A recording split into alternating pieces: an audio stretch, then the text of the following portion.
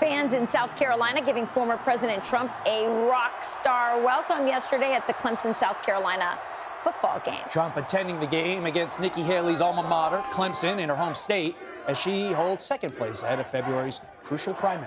Former Wisconsin Congressman and the Bottom Line co-host, Sean Duffy, joins us now. Sean, if you went back to your alma mater, would you get a welcome similar to that? I don't think any politician can go anywhere and get that kind of reception. This is just unique to Donald Trump. I mean, all the stands, the stadium is going wild for him. And that's under the backdrop of Democrats, liberals in the media, and all of government have tried to take Donald Trump out for the last 6-8 years, right? Whether it's Russia collusion, 2 impeachments, now as you mentioned, 94 prosecutions against him. And the guy is still standing. These guys are losing their mind. We've thrown everything at Donald Trump, and they still love him. You look at the kids. The kids are amazing. This is a group of people that Republicans historically don't do really well with. Sure. And they're going nuts for Trump. There's other footage of him walking through the stadium and just mobs of people, just trying to get their picture with him, get video of him. That's a testament to how bad I think Joe Biden has done, how far off base Democrats are, and what an opening it is for Donald Trump and Republicans to actually win these younger voters. Yeah, there's no question about it. Again, what else could they do? I mean, to Donald Trump, I mean, what else can happen? I mean, what is going to happen when these prosecutions, how could they possibly affect the election? Listen, I think they're shocked that all that's been thrown at him, that he's still number one in the polls, that he's beating Joe Biden in the 6 key battleground states. And so the one last thing is, does Donald Trump get convicted of a crime?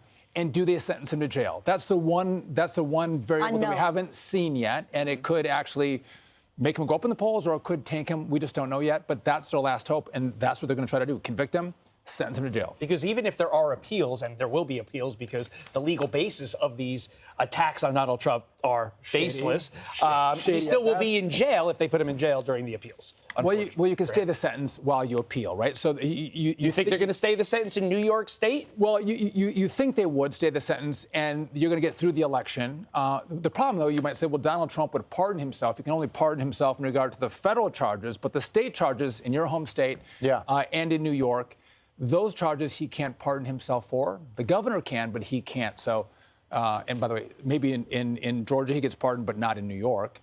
They're going to send him to prison. No, I think part of this is they're talking about these cases lasting until after the election. Is that good or bad for Donald Trump?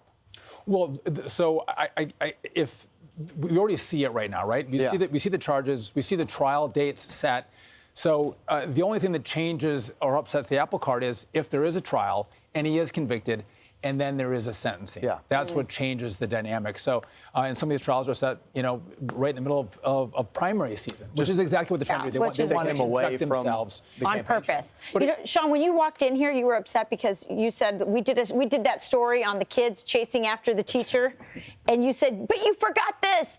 This was a story about kids in a high school here in New York. They had a teacher who they found out through Facebook had been at a pro-Israel rally, and the teacher had to barricade herself in her classroom because the students were planning, I don't know what they were planning to do to her, but they were, about to attack her. Well, the kids formed a mob on social media and ran her down. She had to run in, barricade herself in her room. And I think the point is with this, we used to teach our young people that there's difference of opinions, that there's free speech, that we debate, that we argue, but we don't beat each other up.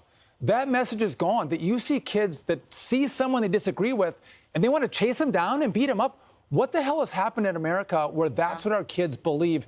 It's a testament to the degradation of the thought process in our youth. Well, if viewers want to know more about what you have to say on this issue and others, I think you're going to be hosting Sunday Morning Futures today. I am. We have a great show. We have Congressman Mike Gallagher. He runs the China Select Committee. We're going to talk about the secret Chinese biolab. The FBI and the CDC wouldn't investigate it, but his committee did. We also have Congressman Ronnie Jackson. We're going to talk about the border, historic numbers coming in through Texas. Also, there's rape camps on the journey up, horrific for young girls.